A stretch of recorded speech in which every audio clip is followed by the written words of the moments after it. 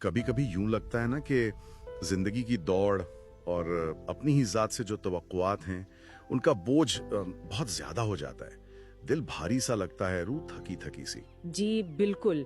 और ऐसे में ना अपने आप पर थोड़ी सी नरमी, थोड़ी शफकत वो बहुत जरूरी हो जाती है। सही, जैसे वो सूखी जमीन पर बारिश की पहली बूंद होती है। बिल्कुल वही बात। और आज हम इसी खुद शफीकी पर यानी सेल्फ कंपैशन पर बात करने वाले हैं। ये समझने की कोशिश करेंगे कि ये हमारी जहनी सेहत, हमारी अंदरूनी कैफियत के लिए कितनी अहम है। और इसमें हम नफ्सियाती तहकीक को भी देखेंगे और इस्लामी तालीमात क्या कहती हैं इस पर भी गौर करेंगे। जी, हमारे पास डॉक्टर क्रिस्टिन नेफ की तहकीक है जो इस फील्ड में आप कह लें कि एक बड़ा नाम है। अच्छा। और फिर हमारे अपने खित्ते से मतलब पाकिस्तान, बांग्लादेश, हिंदुस्तान से कुछ तहकीकात हैं और जाहिर है कुरान और सुन्नत की रोशनी में इस्लामी नुक्ता नजर। तो मकसद ये है कि जरा गहराई में जाकर समझें कि ये खुद हमदर्दी है क्या भला, ये हमारी जिंदगी, हमारी खुशी, हमारे सुकून पर कैसे असर डालती है। और ये भी कि हमारी अपनी सदियों पुरानी हिकमत यानी इस्लामी तालीमात वो हमें अपनी जात के साथ नरमी बरतने के बारे में क्या सिखाती हैं। चलें शुरू करते हैं। तो ये जो सेल्फ कंपैशन है, नफ्सियात में इसका मतलब क्या लिया जाता है? क्या ये बस खुद को दिलासा देना है? नहीं, ये उससे कहीं ज्यादा गहरी बात है। डॉक्टर नेफ कहती हैं कि इसके ना 3 अहम हिस्से हैं।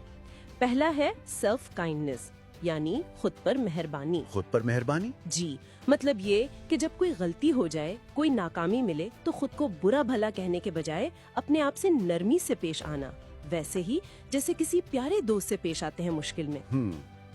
ये सुनने में तो बहुत आसान लगता है लेकिन शायद करना मुश्किल हो। अच्छा, दूसरा हिस्सा क्या है?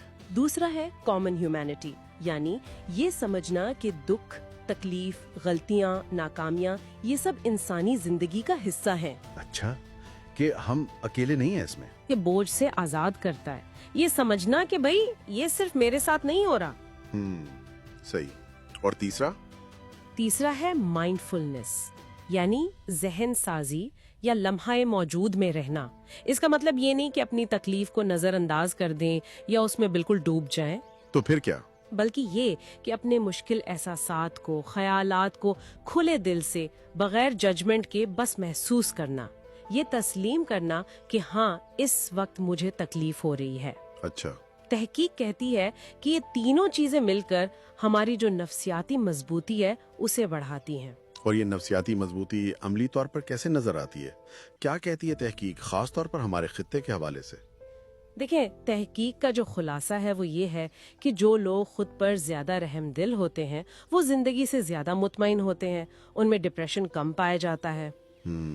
और ये सिर्फ मगरिब की बात नहीं है। पाकिस्तान में तहकीक हुई खास तौर पर कोविड के दौरान, तो पता चला कि खुद हमदर्दी एक, आप समझें, हिफाजती ढाल की तरह काम करती है। अच्छा, कैसे?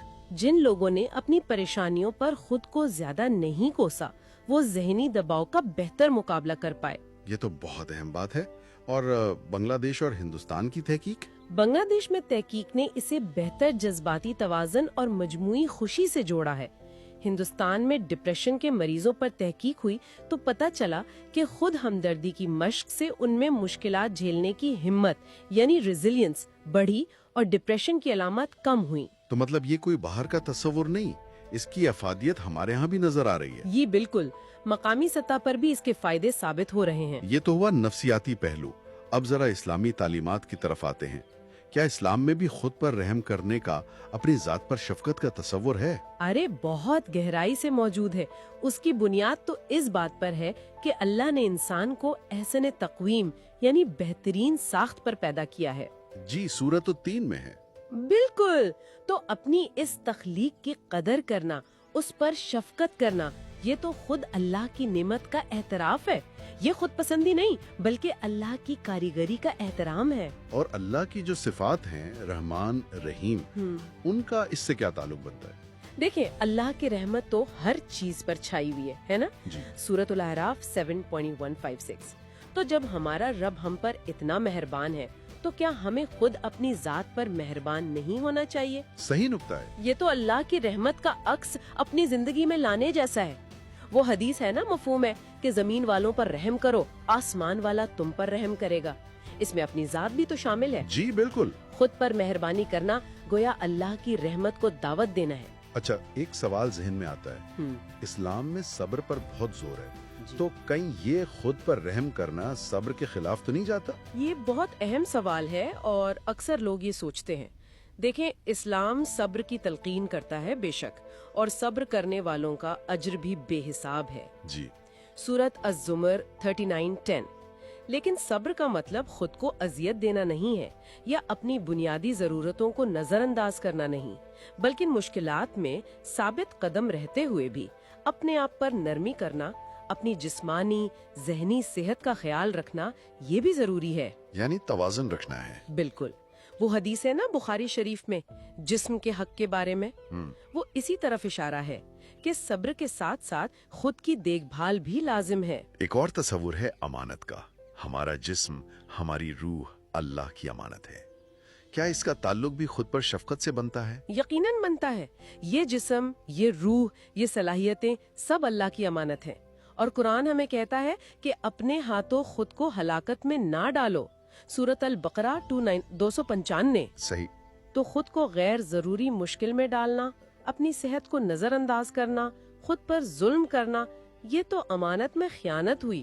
صحیح مسلم کی حدیث میں بھی جسم کے حقوق ادا کرنے کا حکم ہے، تو اپنی دیکھ بھال کرنا، خود سے محبت کرنا، خود پر شفقت، یہ دراصل اس امانت کی حفاظت ہے۔ تو گویا نفسیات کی تحقیق ہو یا اسلامی تعلیمات، دونوں ایک ہی نتیجے پر پہنچ رہی ہیں کہ اپنی ذات کے ساتھ نرمی، اپنی قدر کرنا، یہ ہماری مجموعی بھلائی کے لیے بہت ضروری ہے۔ بالکل۔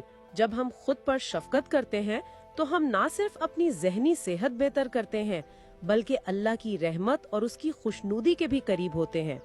یہ خود کو پہچاننے کا ایک خوبصورت سفر ہے۔ تو خلاصہ یہ ہوا کہ خود ہمدردی، یعنی اپنی ذات کے ساتھ نرمی اور مہربانی کا رویہ، یہ کمزوری نہیں بلکہ اصل میں اندرونی طاقت کی نشانی ہے۔ جی ہاں۔ نفسیاتی تحقیق بھی یہی کہتی ہے، اور ہماری اپنی اسلامی روایات، اللہ کی رحمت پر یقین، صبر کا صحیح مطلب اور جسم و جان کو امانت سمجھنا، یہ سب ہمیں اسی خود شفیقی کی طرف لاتی ہیں۔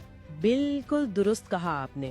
یہ ایک ایسا راستہ ہے جو ہمیں خود سے بھی قریب کرتا ہے اور اپنے رب سے بھی۔